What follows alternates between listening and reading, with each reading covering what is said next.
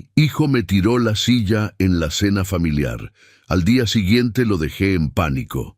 La silla fue jalada de repente, con fuerza suficiente para hacerme agarrar la mesa para no caer. Mi hijo no dijo nada al principio, solo cuando yo ya estaba de pie, con el plato en la mano. Explicó en voz alta que su suegro iba a sentarse ahí.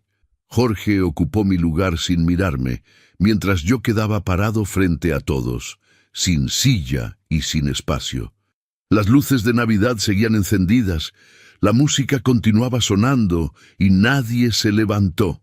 En ese instante entendí que en esa mesa ya no era el padre de nadie, era el estorbo que debía hacerse a un lado.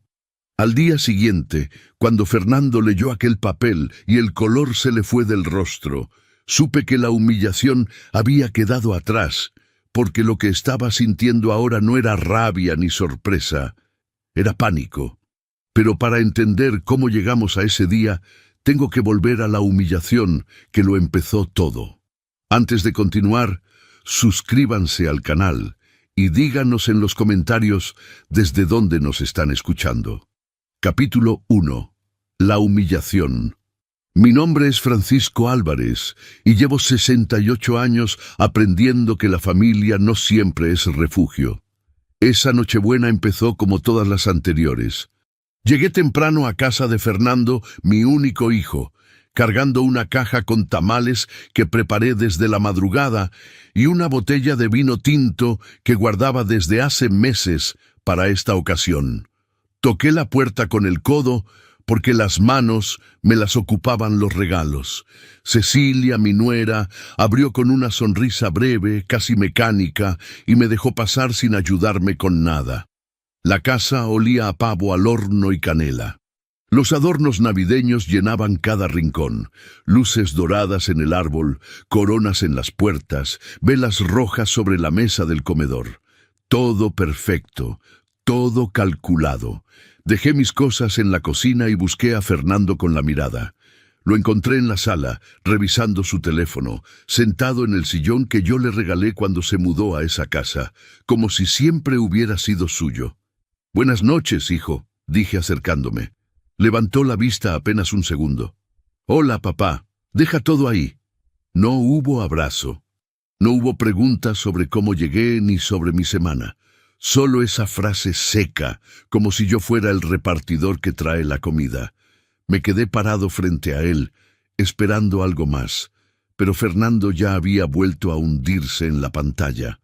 Cecilia pasó a mi lado cargando una ensaladera y tampoco dijo nada. El silencio en esa casa ya no me sorprendía, pero esa noche pesaba diferente. A las 8 llegó Jorge, el padre de Cecilia. Entró como dueño del lugar, con una botella de whisky caro en una mano y una bolsa de regalo en la otra. Fernando se levantó de inmediato, le estrechó la mano con fuerza, le palmeó la espalda. Cecilia corrió a abrazarlo. Yo seguía de pie junto al árbol, invisible. «Don Jorge, qué gusto verlo», dijo Fernando con una sonrisa que nunca me dedicaba a mí. «Igualmente, muchacho. Aquí traigo esto para la cena». Jorge levantó la botella como trofeo. Cecilia aplaudió. Papá siempre tan generoso. Nadie mencionó los tamales que yo traje.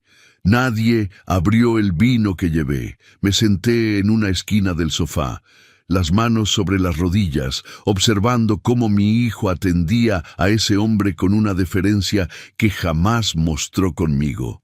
Jorge preguntaba sobre el trabajo de Fernando, sobre sus planes, sobre proyectos futuros. Fernando respondía entusiasmado, buscando la aprobación de su suegro con cada palabra. Cuando Cecilia anunció que la cena estaba lista, todos nos movimos hacia el comedor. La mesa estaba puesta con mantel blanco, platos de porcelana, copas de cristal. En el centro, el pavo dorado rodeado de guarniciones.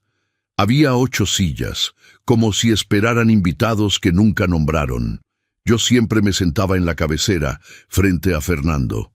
Era mi lugar desde la primera Navidad en esa casa, desde que enviudé y las cenas familiares se volvieron mi único punto de encuentro con mi hijo. Me acerqué a mi silla como cada año. Apoyé las manos en el respaldo, listo para sentarme. Fue entonces cuando sucedió.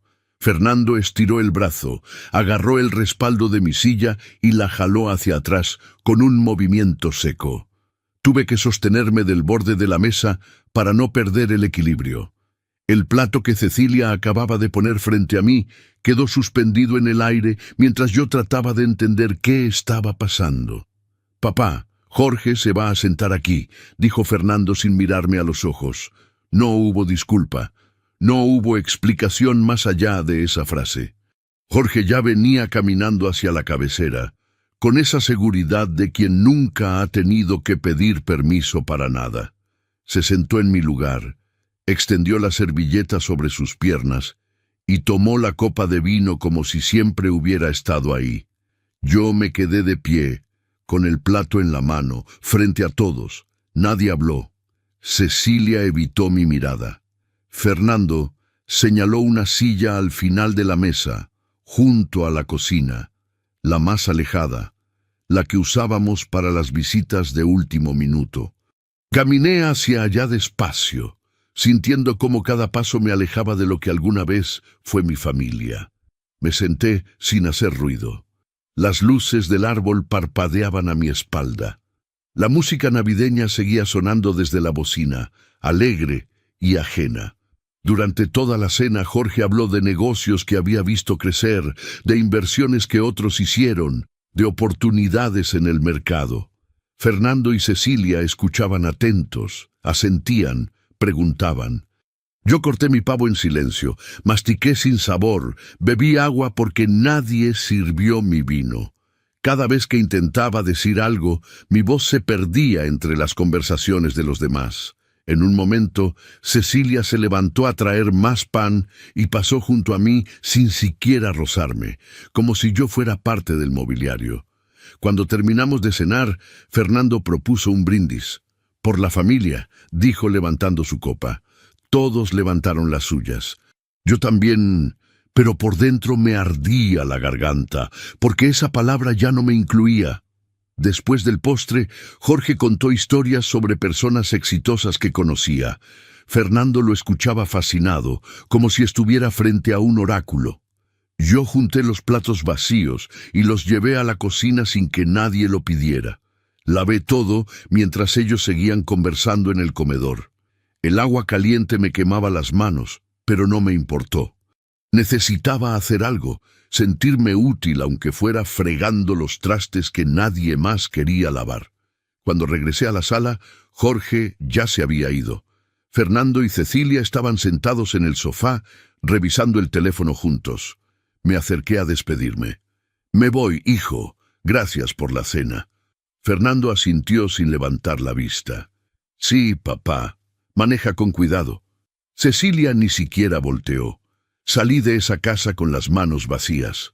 Los tamales se quedaron en la cocina, intactos. El vino nunca se abrió. Los regalos que llevé seguían bajo el árbol, sin nombre, sin dueño. Yo vivía solo desde que enviudé, en un departamento modesto a 20 minutos de su casa. Conduje de regreso a mi departamento con las ventanas abiertas, dejando que el aire frío me golpeara la cara. Las calles estaban llenas de luces, de familias caminando tomadas de la mano, de risas que salían de las casas.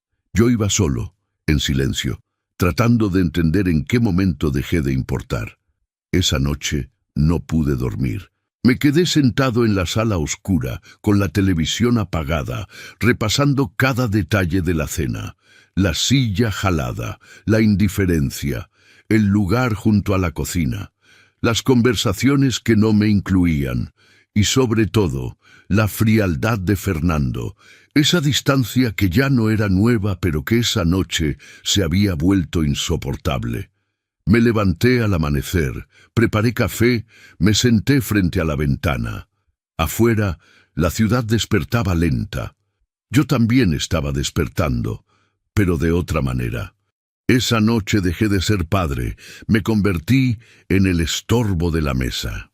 Capítulo 2. El silencio. El silencio tiene un poder que la gente confunde con rendición. Los días después de Navidad transcurrieron como si nada hubiera pasado. Fernando no llamó para preguntar si llegué bien a casa, no envió mensaje, no apareció. Cecilia tampoco. Yo tampoco busqué contacto. Me dediqué a mi rutina. Despertar a las 6, preparar café, leer el periódico, caminar por el parque cerca de mi departamento. La vida seguía, solo que ahora con una claridad incómoda sobre mi lugar en ella. El primer día del año, Fernando me mandó un mensaje. «Feliz año, papá. Que este año te traiga salud». Respondí, «Igualmente, hijo». Nada más. No hubo llamada. No hubo visita, solo esas palabras frías, obligatorias, del tipo que se envían por compromiso social y no por afecto real. Guardé el teléfono y seguí tomando mi café. Afuera, los vecinos celebraban todavía. Yo observaba desde mi ventana, preguntándome cuándo exactamente había comenzado esta distancia. La tercera semana de enero, Fernando me invitó a comer. Me sorprendió la llamada porque casi nunca tomaba la iniciativa. Acepté sin preguntar detalles.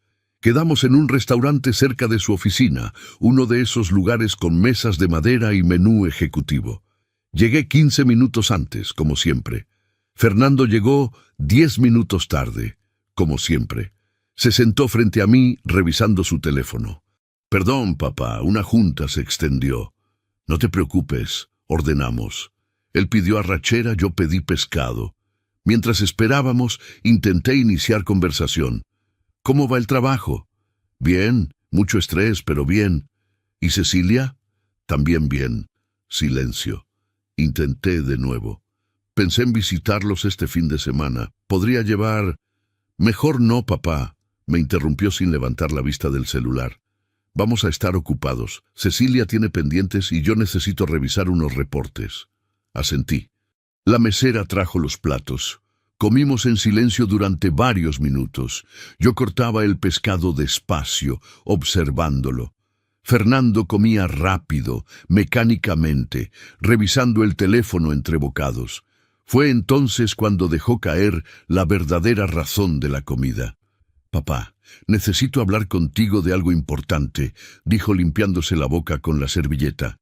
Dejé el tenedor sobre el plato. «Dime, es sobre tus finanzas». Hizo una pausa, eligiendo las palabras. «Cecilia y yo hemos estado pensando que a tu edad deberías tener mejor control de tu dinero. Ya tienes 68 años.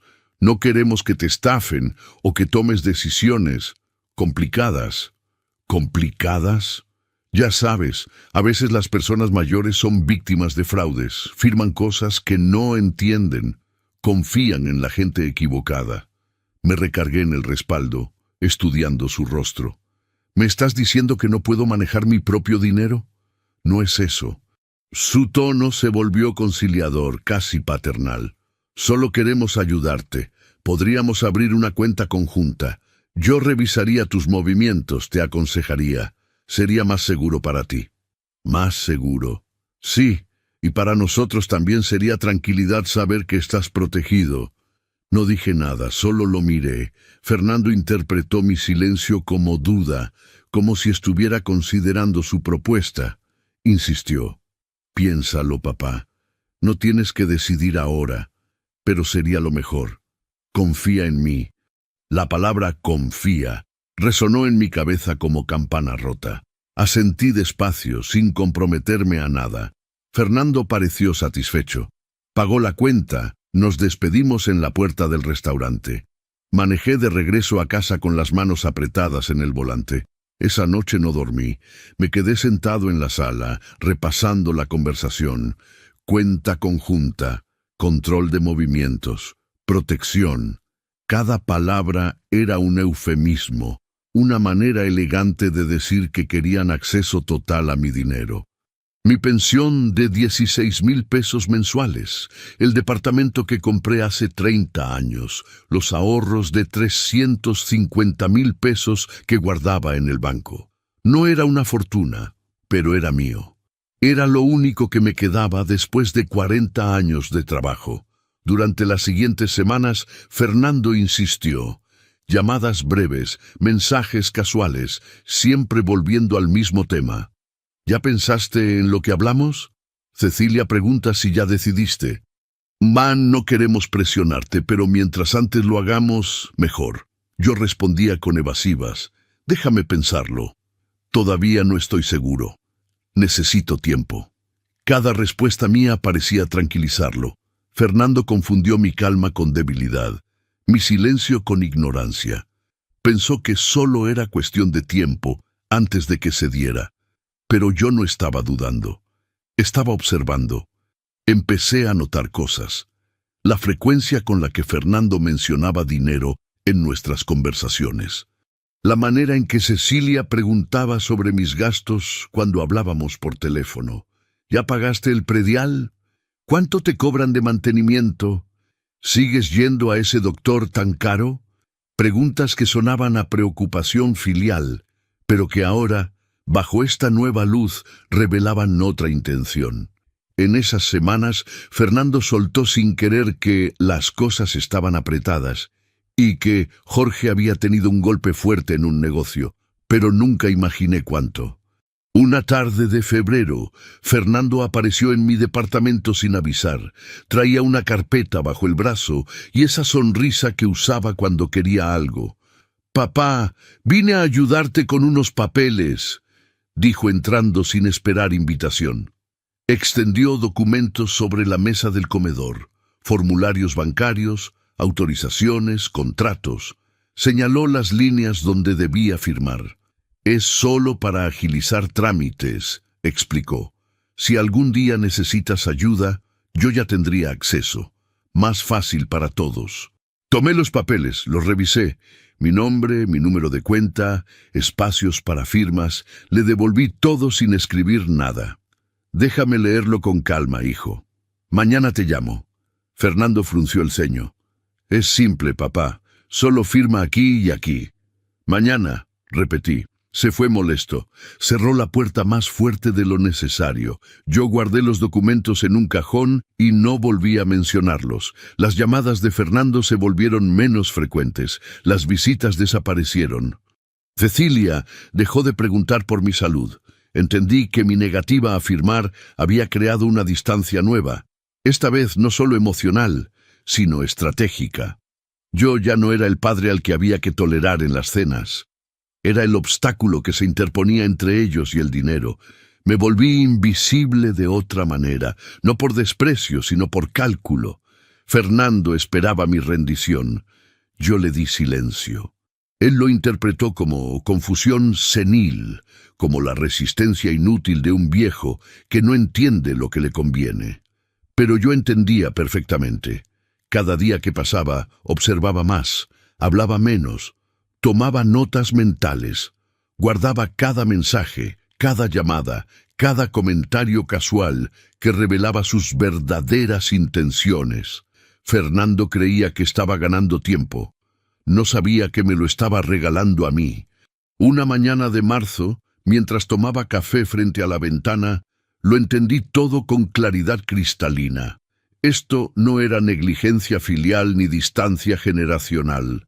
Era traición calculada, manipulación disfrazada de cuidado, y yo había estado tan ocupado siendo el padre comprensivo que no vi cuando mi hijo dejó de ser mi hijo para convertirse en algo mucho peor. Confundieron mi silencio con debilidad. Capítulo 3. El robo. Los bancos envían estados de cuenta que la mayoría ignora, pero yo nunca fui de esa mayoría. Cada mes, cuando llegaba el sobre blanco con el logo del banco, lo abría con cuidado, revisaba cada línea, cada movimiento. Era un hábito que desarrollé después de que mi esposa muriera, cuando tuve que aprender a manejar solo las finanzas de la casa. 40 años trabajando en una empresa de logística me enseñaron que los números no mienten, aunque las personas sí. El estado de cuenta de marzo llegó un martes por la tarde. Lo abrí mientras tomaba café, esperando ver lo de siempre. El depósito de mi pensión de 16,000 pesos. Los pagos automáticos del mantenimiento del edificio, la luz, el teléfono, el supermercado. Rutina predecible. Pero algo me llamó la atención. Revisé con más cuidado los movimientos de los últimos meses. Entre los pagos regulares, había transferencias que no reconocía. Estaban descritas con códigos genéricos como pagos servicios o transferencia autorizada mezcladas entre mis gastos reales. Una transferencia de 8,000 pesos realizada el 12 de marzo, otra de 7,000 pesos en febrero, otra de 6,000 en enero. Seguí revisando hacia atrás. Las transferencias continuaban, pequeñas cantidades, nunca enormes, casi invisibles si no prestabas atención. Fernando fue astuto, sacaba montos que no levantaran alarmas inmediatas, camuflados entre transacciones legítimas. Sumé mentalmente 21,000 pesos en 3 meses. Mi estómago se contrajo. Tomé el teléfono, marqué al banco. La operadora me pidió datos. Me puso en espera, me transfirió con otro departamento. Finalmente, un ejecutivo de nombre Ricardo atendió mi llamada. «Don Francisco, déjeme revisar su cuenta», dijo con voz profesional. Escuché el tecleo de computadora al otro lado. «Sí, veo las transferencias. Fueron realizadas mediante banca móvil.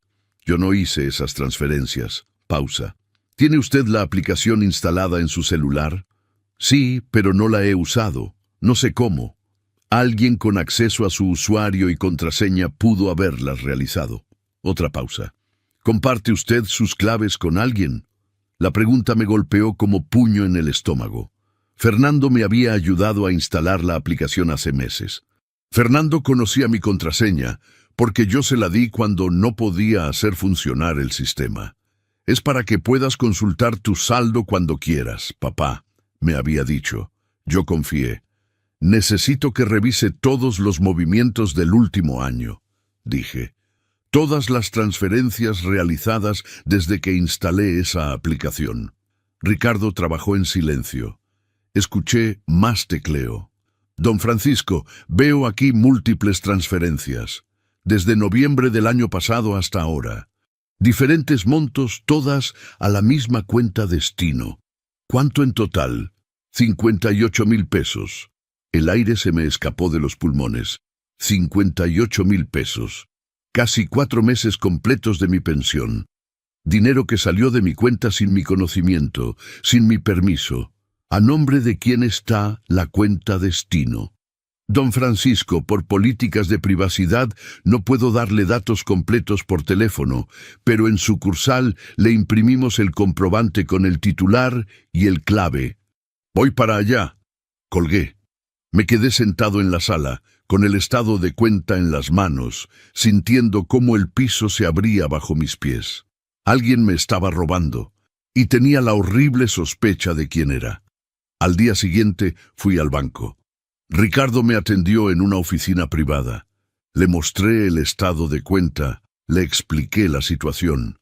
Él revisó mi expediente en la computadora, imprimió documentos, tomó notas. Me entregó los comprobantes de cada transferencia. Ahí vi el nombre completo, Fernando Álvarez. La habitación dio vueltas. Mi hijo me estaba robando. No era un error, no era un malentendido. Era robo planificado, sistemático, sostenido durante meses.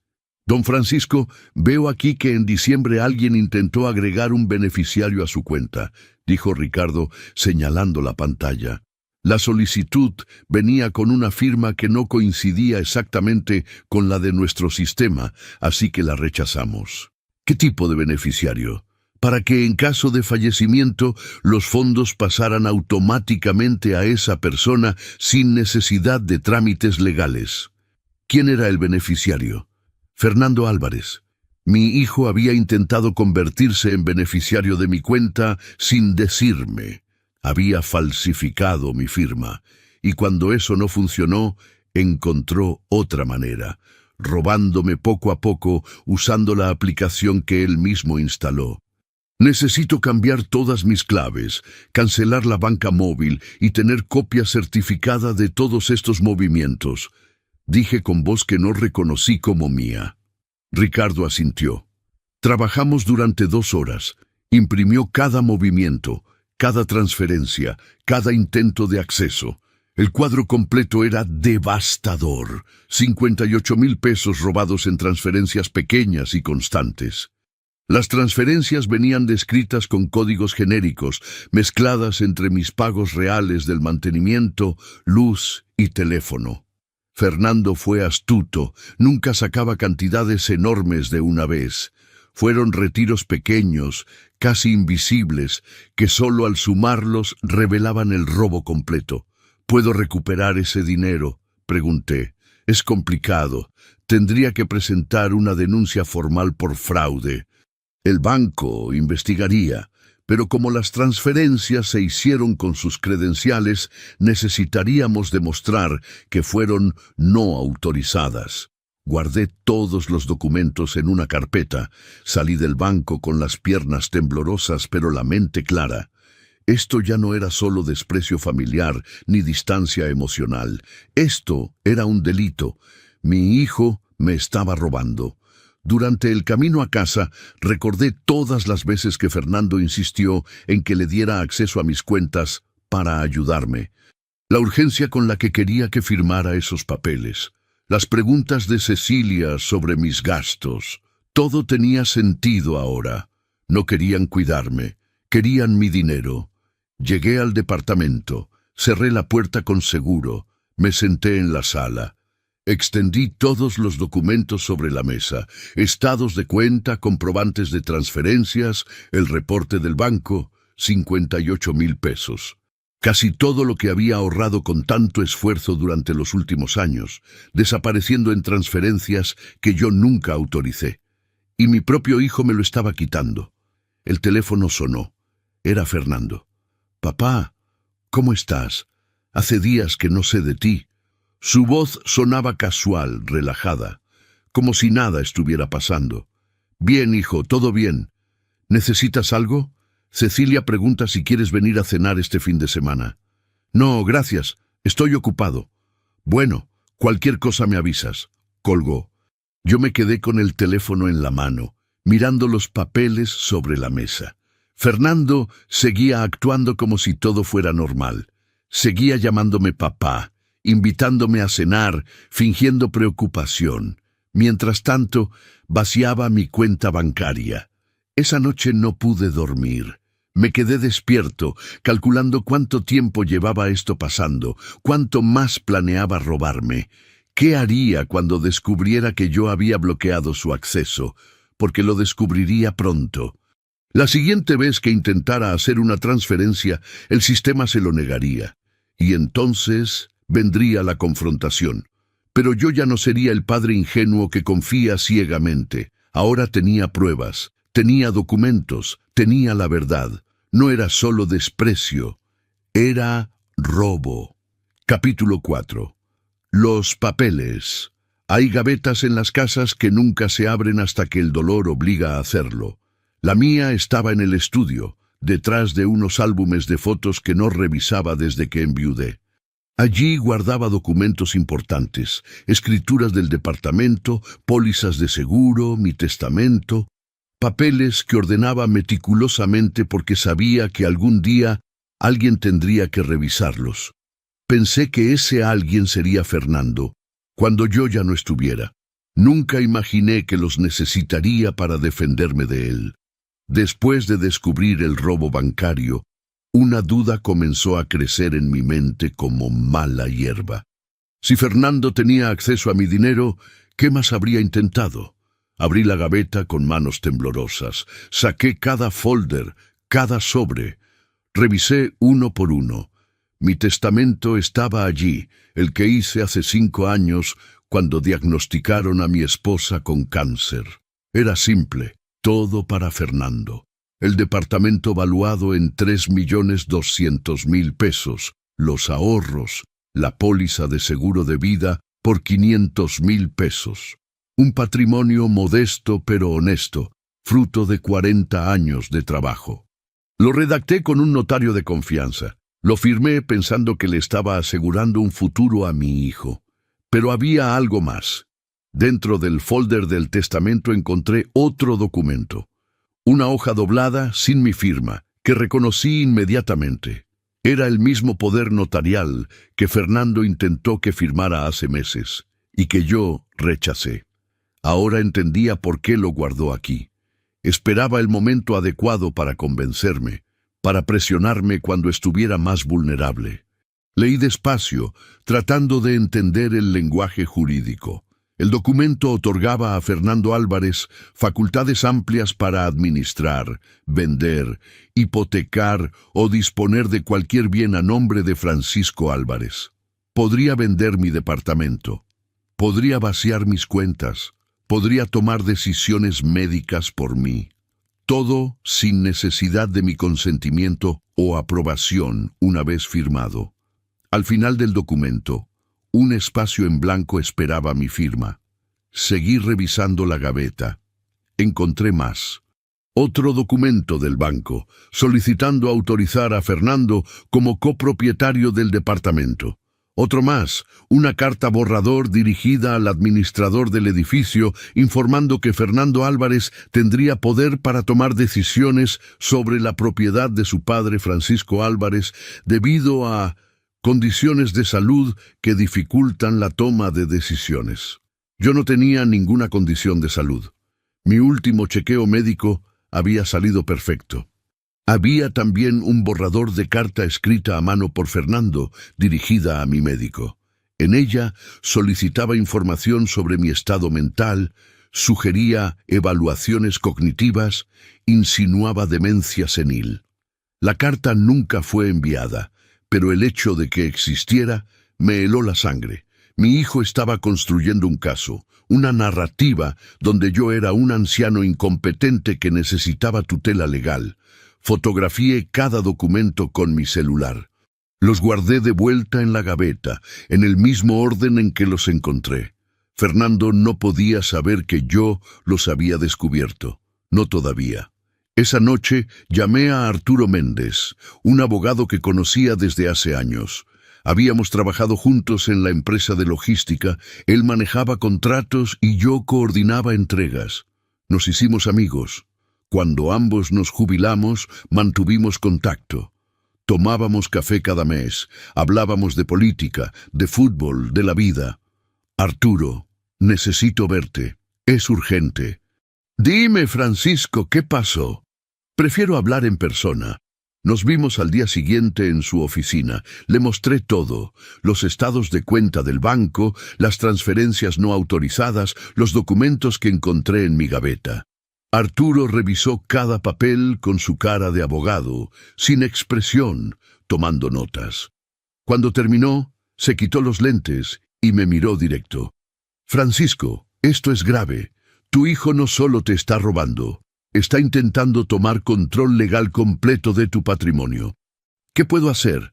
Primero, necesitas proteger tus bienes inmediatamente. Segundo, necesitas evidencia sólida de sus intenciones. Y tercero, hizo una pausa. Necesitas decidir qué tan lejos estás dispuesto a llegar. Porque si denuncias esto, las consecuencias para Fernando serían penales. Es mi hijo, lo sé. Pero también es alguien que está cometiendo fraude, falsificación de documentos y preparando una posible incapacitación fraudulenta.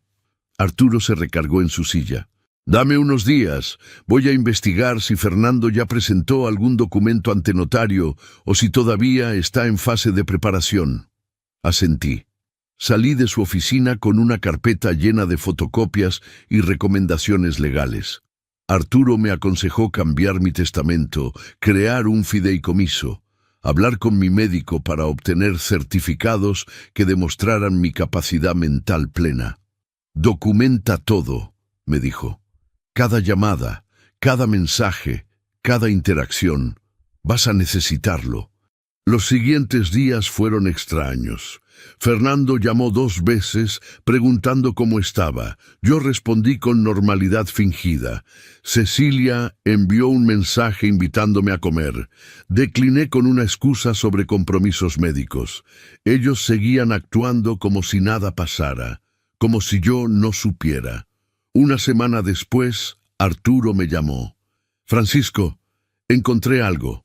Fernando está consultando con un despacho legal sobre iniciar un juicio para declararme incapaz y ponerme bajo tutela, con Fernando tomando el control legal de mis decisiones.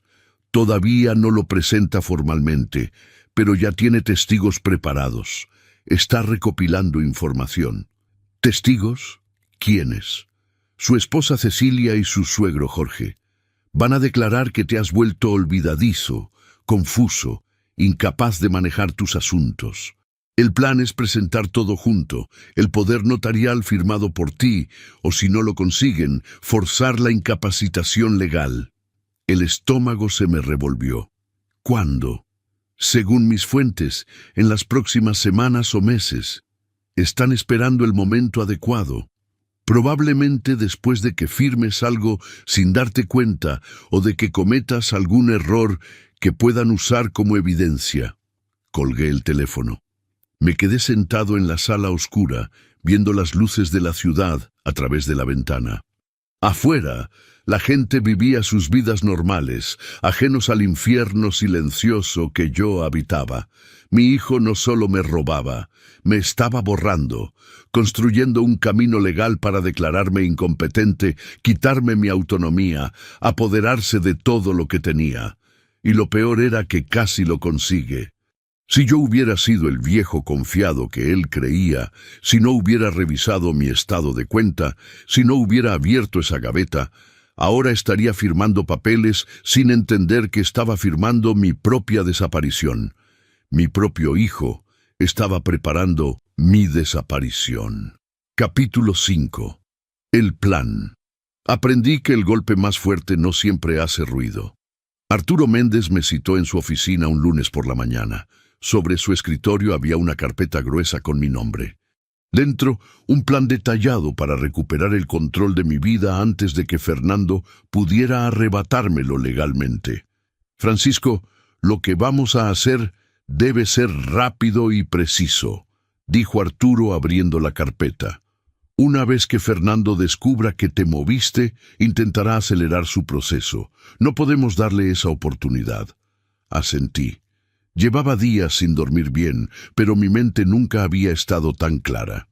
Primer paso: modificar tu testamento.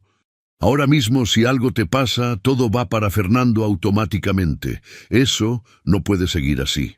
Durante las siguientes 3 semanas, trabajé con Arturo en cada detalle. Redactamos un nuevo testamento. Dejaba el departamento valuado en 3.200.000 pesos a una fundación de ayuda a adultos mayores. Los ahorros restantes se dividirían entre 2 primos lejanos que siempre me trataron con respeto. Para Fernando, nada. El documento especificaba claramente: desheredado por actos de manipulación y fraude documentado. Tenía ahorrados 350.000 pesos. Tras el robo de Fernando quedaban 292.000, y después de pagar notario y trámites del fideicomiso, lo que me quedó limpio para resguardar fue 247.000 pesos exactos. Segundo paso: crear un fideicomiso, continuó Arturo. Vas a transferir la propiedad del departamento a un fideicomiso irrevocable. Tú seguirás viviendo ahí con todos los derechos de uso, pero legalmente ya no será tuyo para vender o heredar. Fernando no podrá tocarlo aunque consiga declararte incapaz. Firmé los papeles. Pagué los honorarios notariales. 45.000 pesos que dolieron pero que eran necesarios. El notario, un hombre serio de apellido Gutiérrez, revisó cada documento, verificó mi identificación, me hizo preguntas para confirmar mi capacidad mental plena. El notario dejó constancia formal y me hizo preguntas de rutina para confirmar que yo estaba decidiendo por voluntad propia. Todo quedó asentado y fechado. El documento quedaría archivado como evidencia de mi lucidez mental. Cualquier intento futuro de Fernando por declararme incompetente chocaría contra este testimonio certificado. Tercer paso: tu salud, dijo Arturo. Necesitas certificados médicos actualizados. Visité a mi doctor de cabecera, el doctor Ramírez, quien me atendía desde hace 15 años, le expliqué la situación. Él escuchó con rostro cada vez más preocupado. Francisco, es terrible lo que me cuentas. Tu hijo vino a verme hace 2 meses preguntando sobre tu salud mental. Le dije que no podía dar información sin tu autorización. Insistió mucho, ahora entiendo por qué. El doctor Ramírez me hizo exámenes completos, pruebas cognitivas, evaluación neurológica, análisis de memoria y razonamiento. Los resultados fueron contundentes: salud mental perfecta, capacidad cognitiva normal para mi edad, 0 indicios de demencia o deterioro. Voy a redactar un informe detallado, dijo entregándome las copias certificadas. Si alguien intenta decir que no estás bien de la cabeza, esto lo desmiente completamente. Guardé los certificados médicos junto con los documentos legales. Mi carpeta de evidencias crecía. Cuarto paso, continuó Arturo cuando nos reunimos de nuevo.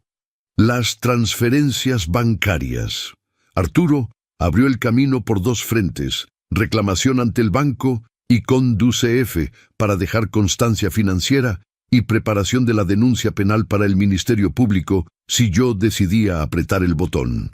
También abrí una cuenta nueva en otro banco. Transferí allí lo que quedaba de mis ahorros, 247,000 pesos exactos. Cerré la cuenta anterior donde Fernando tenía acceso.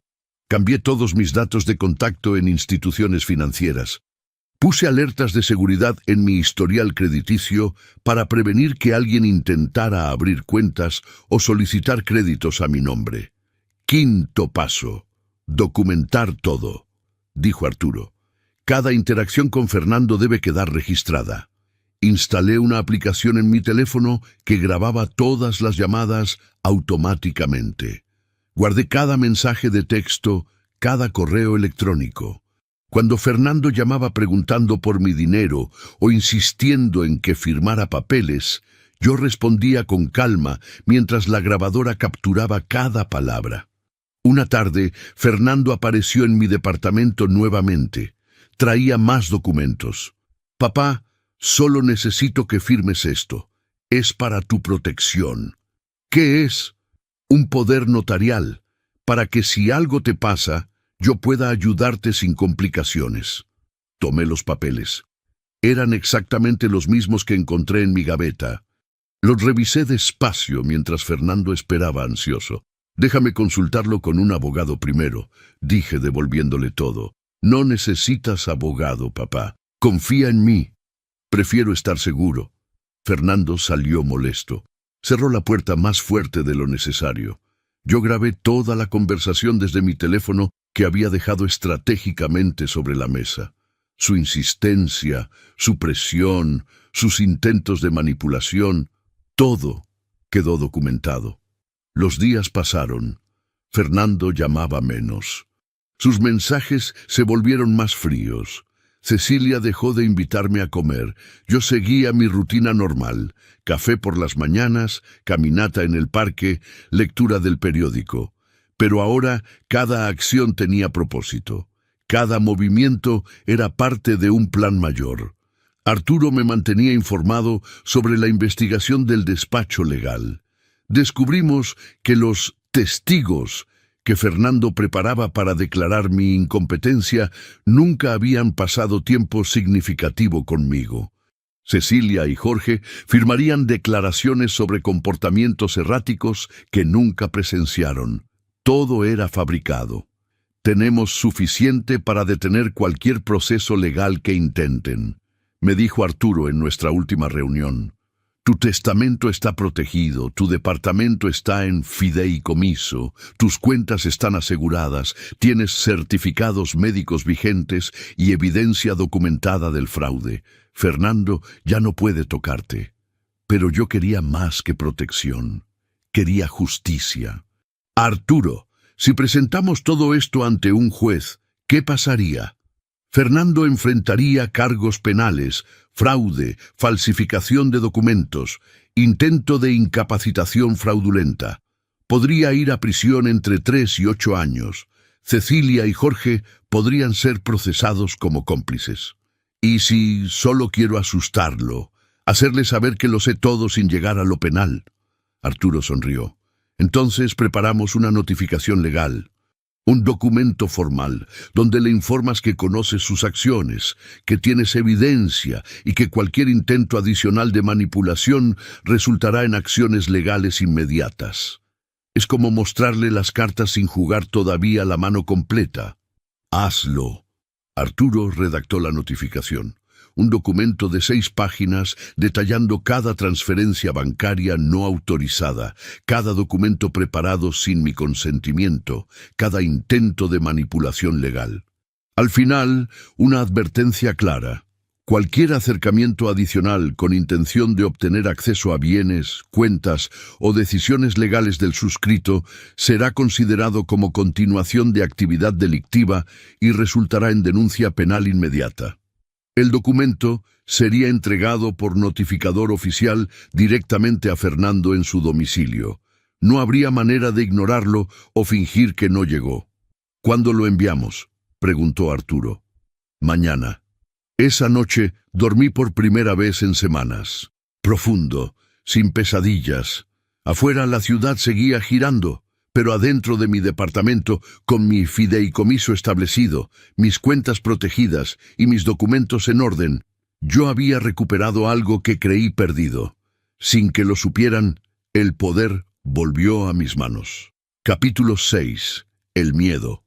El primer síntoma del pánico es la negación. Luego viene la desesperación. Fernando intentó hacer una transferencia desde mi cuenta el martes por la mañana. Lo sé porque el banco me envió una alerta de seguridad. Intento de acceso no autorizado bloqueado a las 9:47 am. Sonreí tomando mi café. Imaginé su rostro cuando el sistema le negó la entrada, cuando sus credenciales ya no funcionaron, cuando se dio cuenta de que algo había cambiado. Me llamó 20 minutos después. «Papá, ¿cambiaste tu contraseña del banco?» «Sí. El banco me recomendó actualizar la seguridad». Silencio del otro lado. Podía escuchar su respiración controlada, el esfuerzo por mantener la calma. «¿Por qué no me avisaste? Yo te ayudaba a revisar tus cuentas». «Ya no necesito ayuda, hijo. El banco me asesoró directamente». Mentira. Había cerrado esa cuenta completamente, pero él no necesitaba saberlo todavía. «Papá, dame la nueva contraseña. Es importante que yo pueda acceder en caso de emergencia». «No hay ninguna emergencia, pero podría haberla. Entonces te la daré cuando suceda». Colgué antes de que pudiera insistir. El teléfono volvió a sonar inmediatamente. No contesté. Fernando dejó 3 mensajes de voz. Los escuché sin devolverle la llamada. En cada uno, su tono escalaba de preocupación fingida a irritación mal disimulada. «Papá, solo quiero ayudarte. Llámame cuando puedas. Es importante que hablemos. No entiendo por qué estás actuando así». Al día siguiente, Cecilia llamó. Voz dulce, preocupada, el tipo de preocupación que usan las enfermeras con pacientes terminales. «Suegro, ¿cómo está? Fernando me dijo que últimamente no parece usted mismo». «Estoy perfectamente bien, Cecilia». «Es que últimamente no parece usted mismo, suegro. Cambiar cosas sin avisar, desconfiar de Fernando. ¿Está seguro de que está bien?» La manipulación era tan obvia que casi daba risa. Cecilia intentaba plantarme la duda, hacerme cuestionar mi propia cordura. El mismo guión que probablemente usarían frente al juez cuando intentaran declararme incompetente. «Mis decisiones son excelentes, gracias. Saludos a Fernando». Colgué. Ella también volvió a llamar. Tampoco contesté. Los siguientes días fueron silencio. Fernando no apareció en mi departamento, no insistió por teléfono. Ese silencio me dijo más que 1000 palabras. Estaba investigando, consultando con su abogado, tratando de entender qué había salido mal. Mientras tanto, el notificador que Arturo contrató buscaba el momento adecuado para entregarle el documento legal. El viernes por la tarde, Fernando finalmente tocó mi puerta. Lo vi por la mirilla antes de abrir. Cara tensa, manos en los bolsillos, postura defensiva. Abrí. Hola, hijo. Papá, necesitamos hablar. Lo dejé pasar.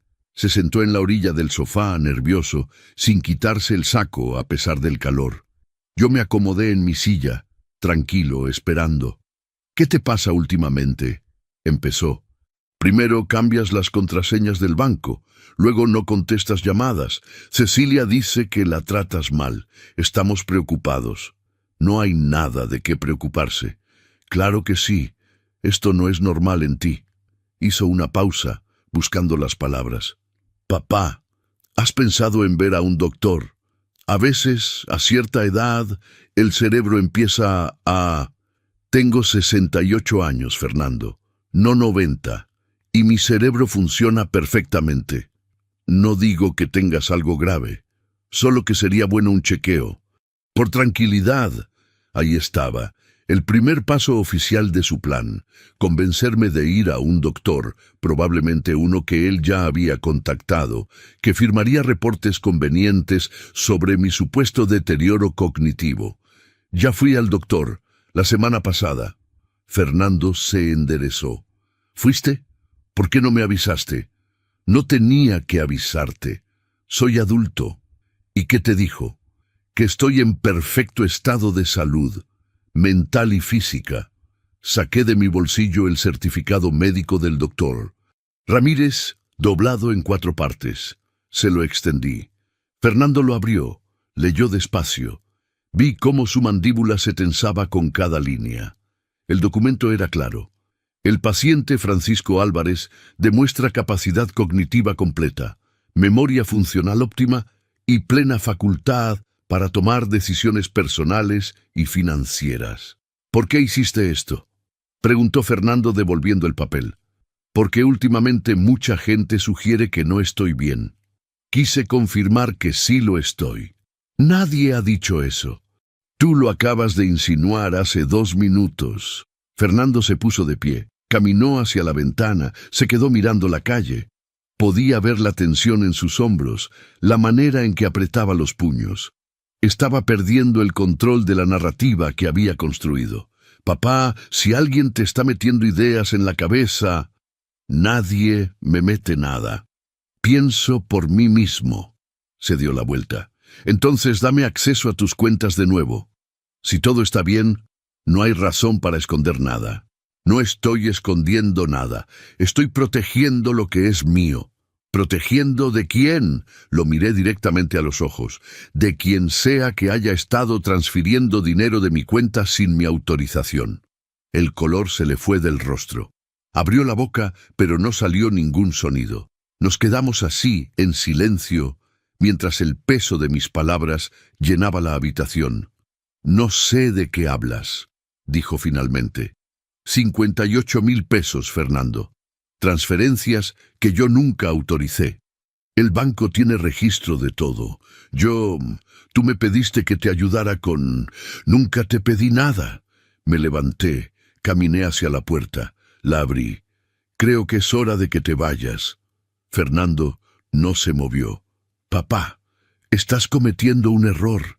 Sea quien sea que te esté llenando la cabeza de mentiras. El único error que cometí fue confiar. Salió lentamente, deteniéndose en el umbral. Vamos a arreglar esto. Hablaré con tu doctor. Revisaré tus cuentas. Me aseguraré de que estés bien. No te acerques a mi doctor. No toques mis cuentas. Y no vuelvas aquí sin ser invitado. Cerré la puerta. Escuché sus pasos alejándose por el pasillo. El sonido del elevador abriéndose. El silencio que quedó después.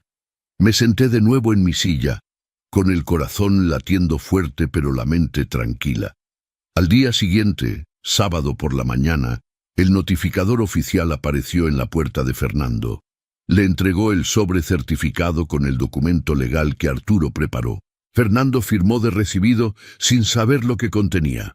Cuando abrió el sobre y leyó las 6 páginas detallando cada una de sus transferencias fraudulentas, cada documento preparado sin mi consentimiento, cada intento de manipulación, probablemente tuvo que sentarse. Arturo me llamó esa misma tarde.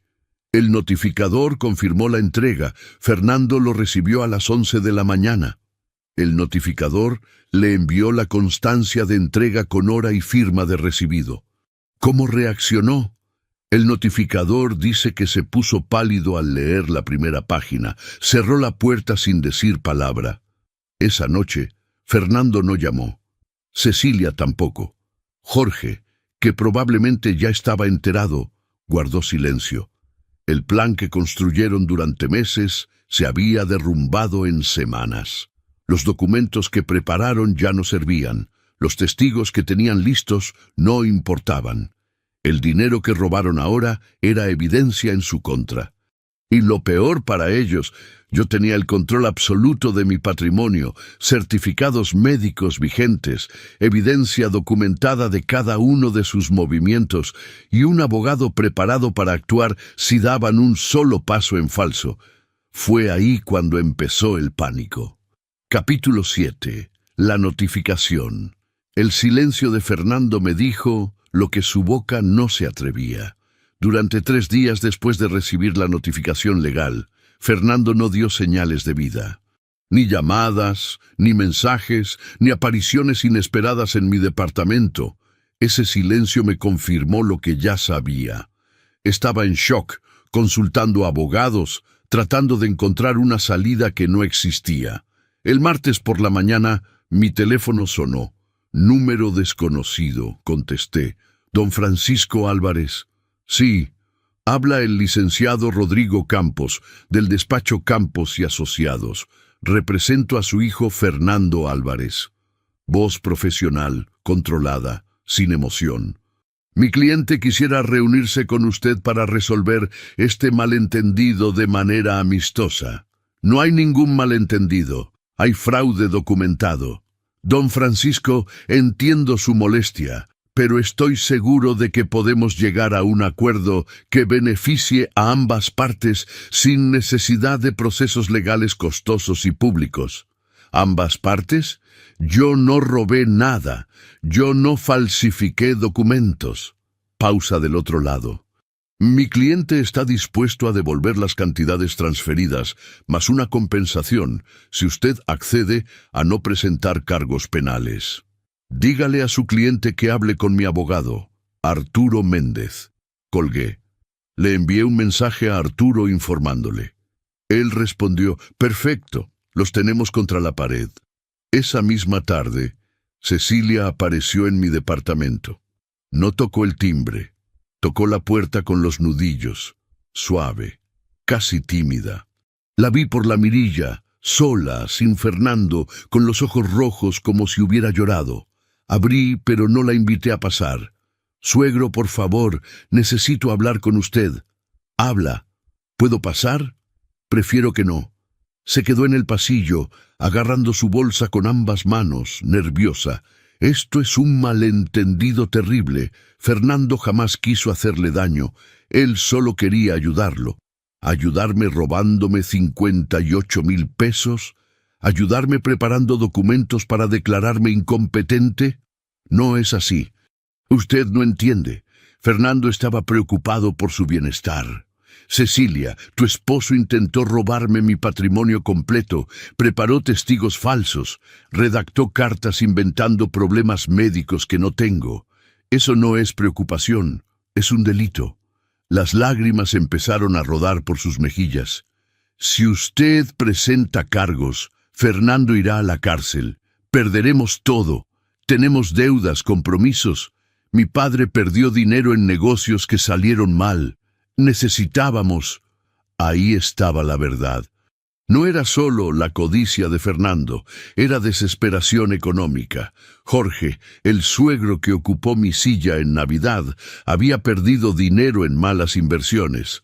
Fernando y Cecilia tenían deudas que yo desconocía, y decidieron que la solución era apoderarse de mi patrimonio.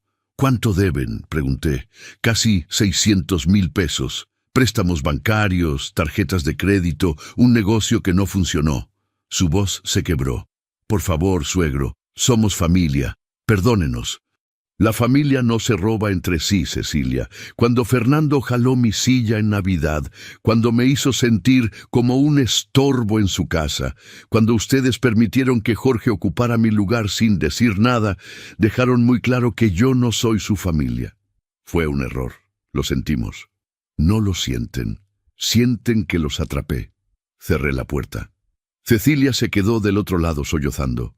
Escuché sus pasos alejándose. No sentí lástima. Sentí algo parecido a la tristeza, pero no por ellos.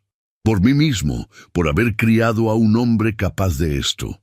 El jueves recibí un correo electrónico de Arturo. Francisco, el abogado de Fernando, me contactó. Ofrecen devolverte 65,000 pesos. 58,000 robados más 7,000 de compensación. Si firmas un acuerdo de confidencialidad y no presentas cargos. ¿Qué quieres hacer? Le respondí. Déjame pensarlo. Esa noche no pude dormir, no por duda, sino por la magnitud de lo que significaba tomar esta decisión. Si aceptaba el dinero y firmaba el acuerdo, Fernando quedaría libre. Seguiría su vida sabiendo que pudo robarme y salir casi sin consecuencias. Pero si lo denunciaba, enfrentaría prisión real. Entre 3 y 8 años, según Arturo. Mi hijo, con 41 años, saldría de la cárcel casi a los 50, con su vida destruida. Eso era lo que quería. El viernes por la mañana, Fernando apareció. Tocó la puerta con fuerza, insistente. Abrí. No había dormido en días. Eso era evidente. El documento legal que recibió debió haberle quitado el sueño por completo, porque ahora no quedaba nada del hombre seguro que intentó manipularme durante meses. Estaba demacrado, ojeras profundas, barba de varios días, el saco arrugado. «Papá, por favor», no dijo más. Solo eso, su voz quebrada, sus manos temblando.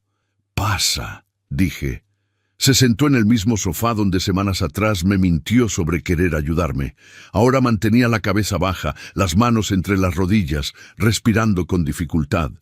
«Lo siento», dijo finalmente. «Perdí el camino, las deudas, la presión, las malas decisiones de Jorge que nos arrastraron. Pensé que tú no necesitabas tanto dinero viviendo solo y que yo sí lo necesitaba para salvar mi familia. Entonces debiste pedírmelo. Como hijo a padre, no robarme como ladrón. Tenías razón en todo. Soy un fraude. No merezco tu perdón». Nos quedamos en silencio. Afuera, la ciudad vivía su rutina. Adentro de mi departamento, un padre y un hijo se enfrentaban al abismo que ellos mismos crearon. «Si te denuncio, irás a prisión», dije. «Lo sé. Perderás tu trabajo, tu reputación, tu futuro». «Lo sé. ¿Y qué quieres que haga?» Fernando levantó la vista. Sus ojos estaban rojos, vacíos. «No lo sé, papá.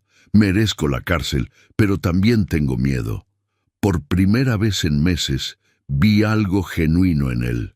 No manipulación, no mentiras, solo terror absoluto ante las consecuencias de sus actos. Y en ese momento entendí algo. La venganza que yo buscaba no estaba en enviarlo a prisión, estaba en hacerle ver exactamente lo que perdió cuando decidió traicionarme. «Vete de mi casa, Fernando. ¿Vas a denunciarme? Todavía no lo sé. Pero mientras decido, quiero que vivas con esta incertidumbre, que cada mañana te despiertes sin saber si hoy llega la orden de arresto. Que sientas el peso de tus acciones cada segundo de cada día». Se levantó despacio, caminó hacia la puerta. Antes de salir se dio la vuelta. «¿Algún día podrás perdonarme?» «No lo sé, pero lo que sí sé es que nunca volverás a tener acceso a mi vida, a mi dinero, a mi confianza. Eso ya lo perdiste para siempre». Salió. La puerta se cerró. Me quedé solo en la sala, con el peso de una decisión que todavía no tomaba, pero que sabía que cambiaría todo. Pero todavía no era el final. Capítulo 8. La inversión. Lo más difícil no fue decidir por él, fue decidir por mí. Pasé el fin de semana entero pensando. Caminé por el parque más de lo habitual, preparé café que dejé enfriar sin tomar, me senté frente a la ventana, viendo la ciudad sin verla realmente. La pregunta no era si Fernando merecía castigo. La pregunta era qué tipo de justicia necesitaba yo para seguir adelante. El lunes llamé a Arturo. ¿Ya decidiste?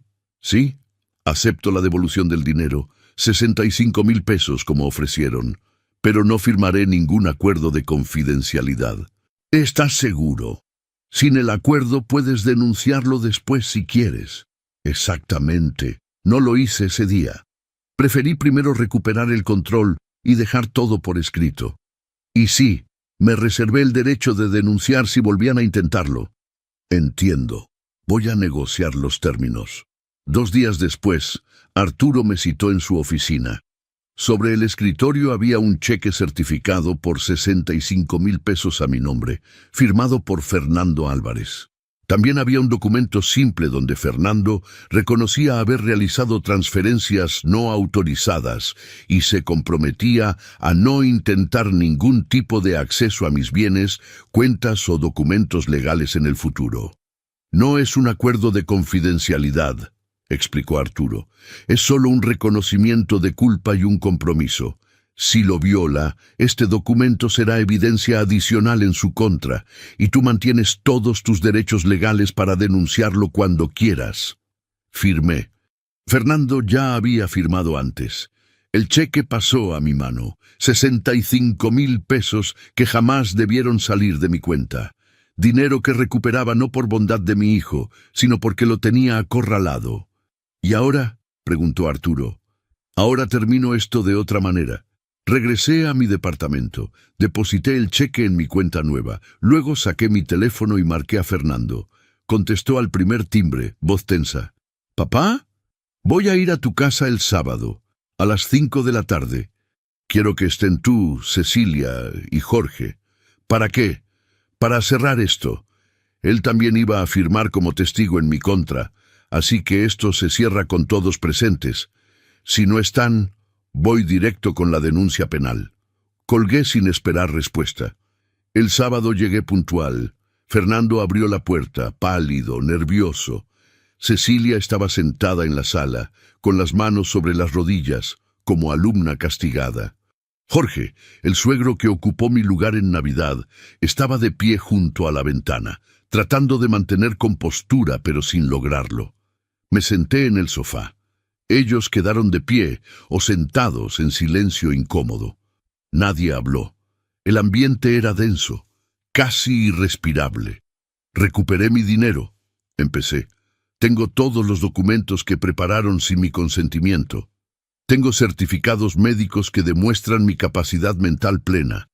Tengo mi patrimonio protegido en un fideicomiso irrevocable, donde yo conservo todos los derechos de uso, pero que ya no puede ser vendido ni heredado por ustedes. Y tengo un testamento nuevo donde ustedes no aparecen». Fernando tragó saliva. Cecilia miró al piso. Jorge apretó los puños, pero no dijo nada. «Podría denunciarlos. Fernando iría a prisión entre 3 y 8 años. Cecilia y Jorge enfrentarían cargos como cómplices. Sus vidas quedarían destruidas». Hice una pausa. «Pero no voy a hacerlo». Los tres levantaron la vista al mismo tiempo, sorprendidos. No porque los perdone, no porque crea que merecen una segunda oportunidad, sino porque enviar a mi hijo a la cárcel no me devuelve lo que realmente perdí. Me levanté, caminé hacia el centro de la sala. Lo que ustedes me quitaron no fue dinero, fue respeto, fue dignidad, fue la ilusión de que tenía una familia. «Papá, nosotros…» intentó hablar Fernando. «No he terminado». Mi voz salió más firme de lo que esperaba. «Ustedes pensaron que por ser viejo era estúpido, que por vivir solo era vulnerable, que por amarlos era manipulable. Se equivocaron en todo». Me acerqué a Fernando. Lo miré directo a los ojos. «Cuando jalaste mi silla en Navidad, cuando me humillaste frente a todos, sin decir una palabra de disculpa, me enseñaste que yo ya no importaba en tu vida, que el respeto que un hijo debe a su padre simplemente no existía. ¿Y sabes qué fue lo peor? Que yo lo permití. Me quedé callado. Acepté el lugar junto a la cocina sin reclamar. Caminé hacia Cecilia. Tú fuiste cómplice. Viste cómo me trataban y no dijiste nada. Peor aún, participaste activamente en el plan para robarme. Ayudaste a preparar documentos fraudulentos. Finalmente me paré frente a Jorge, y usted se sentó en mi silla como si tuviera derecho.